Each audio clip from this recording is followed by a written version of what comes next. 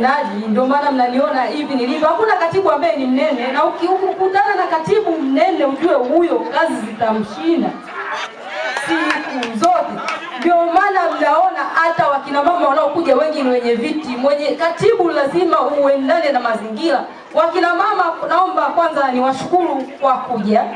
Pili, naomba nimshukuru Mwenyezi Mungu kwa kutufikisha siku ya leo, siku kuu ya wanawake duniani, siku ambayo ni muhimu, siku ambayo mwanamke unatakiwa ufurahi. Pembeni yako kimuona mwanamke afurahi, ujue huyo ni mwanaume umekaa naye pembeni. Haki. Kwanza naomba niwashukuru wajumbe wa baraza kwa kuhudhuria leo, pamoja na viongozi wa meza kuu, madiwani, viongozi wa jumuiya ngazi ya wilaya, viongozi wa kata, viongozi wa matawi. Karibuni sana katika siku ya leo, siku kuu ya wanawake duniani.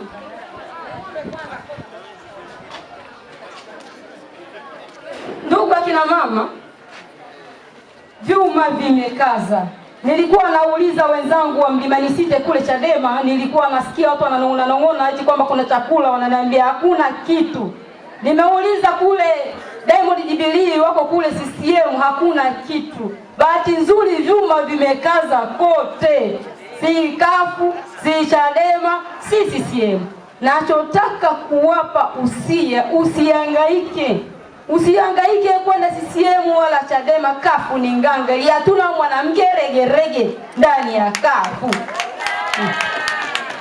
Nikiwa katibu mtendaji kwa ujumbe wa leo unasema kwamba mwanamke amka, wakati ni sasa.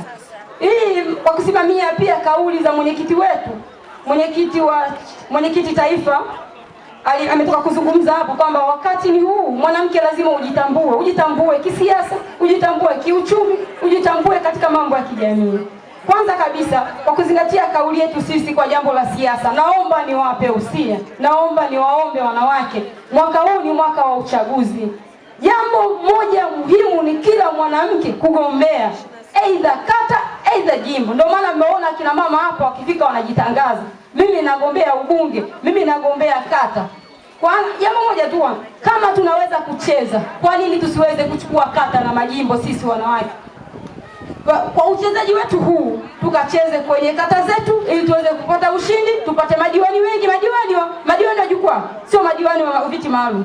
Tuende tukacheze kwenye majimbo yetu, tupate wabunge wengi. Sisi wanawake tunaweza, hakuna mwanamke rege kafu.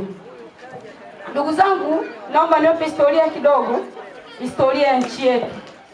Kipindi tunapigania uhuru, mwanamke ndio alikuwa wa kwanza kupigania uhuru wa nchi. Alikuwa anaitwa Bibi Titi Mohamed. Alikuwa bega kwa bega na Mheshimiwa Nyerere. Lakini Nyerere alikuwa hana nguvu kuliko mwanamke. Huyo mwanamke Bibi Titi Mohamed alikuwa na nguvu sana. Kwa sababu tu ya mfumo dume, Nyerere hakutaka hata kumuonesha au kumpa nafasi mwanamke kwamba huyu mwanamke naye anaweza. Ndio kitu ambacho kinatuangusha sisi, kinaitwa mfumo dume. Tupambane na mfumo dume. Ndugu zangu, stela ya kafu inasema haki sawa kwa wote. Haki sawa kwa wote. Haki sawa kwa wanawake, haki sawa kwa watoto. Kwa upande wa haki sawa kwa mwanamke, anatakiwa apate haki zote, haki za kisiasa, haki za kijamii, haki za kiulinzi na usalama. Nikianza na upande wa haki za kisiasa, kwa sasa hivi wanawake wengi wamejikita katika nafasi ya ngazi ya chini kabisa, nafasi ya kisiasa, ushiriki wa kisiasa. Wanawake wengi wao wanahisi kwamba wao ni wapiga kura tu. Wao wanajihisi kwamba wao ni watu wa kujiandikisha na kupiga kura. Kwa sasa hivi tunataka wanawake wote mgombee nafasi za uongozi. Faida ya mwanamke kuwa kiongozi ni moja tu. Kwanza kabisa, mwanamke anapokuwa kiongozi anakuwa na maamuzi. Maamuzi anapeleka katika vikao, kuna vikao vya madiwani. Wao ndio unachukua kero za kijamii unazipeleka kule. Kero za wanawake, kuna mwanaume anaotambua kero za mwanamke. Wewe ndio unaojua kero za kiafya tunazopata sisi kule Reba. Hakuna mwanamume anayejua vitanda vingapi vipo Reba. Wanasema kwamba Reba kuna makofi. Reba hakuna makofi. Makofi ya kule ni kwamba wewe sijifungue mapema uachie kitanda, kwa maana vitanda havitoshi. Ukiwa diwani, ukiwa kiongozi, hii kero utaipeleka kule. Mwanaume haingii Reba. Wanatakiwa uingie kwenye vikao vya maamuzi useme kwamba hapa hatuna vitanda katika hospitali ya Nyamala. ukiwa kiongozi, kwa wewe ukiachia nafasi ukamwachia mwanaume, kero zako nani anazipeleka kule? Jambo lingine, kwa upande wa tunasema mwanamke, CCM wanasimamia sera zetu, sera za chama cha wananchi, yapo hawajui wala hawazitekelezi, kwamba mwanamke anapata huduma bure, mtoto anapata huduma bure. Hakuna mwanamke hata mmoja hapa alienda leba akapata vifaa bure, vifaa vya kujifunga. Kuna mwanamke hapo? Au kuna mtoto leo anaumwa unasema unampeleka kwa sababu tu kuna sera inasema kwamba mtoto wa miaka chini ya miaka 5 anatibiwa bure? Kuna mtoto huyo? Sera wanaoisimamia CCM, ukifika pale mwanamke wewe mjamzito, kabla hujataja jina unaambiwa lipia 5,000 kadi. Yaani jina tu unalipia 5,000 kadi. Matibabu mengine baadaye. Kwa usipokuwa kiongozi ukasimamia haya, ina maana haya bado yataendelea kukandamiza wanawake.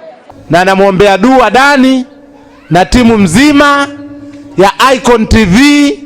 Mwenyezi Mungu aoneshe njia, aoneshe fursa, wapate vifaa bora, Dani aweze kuwa na watendaji zaidi, Icon TV iwe brandi kubwa, isambae nchi nzima, iwe chombo kikubwa, na sisi tutashirikisha zaidi.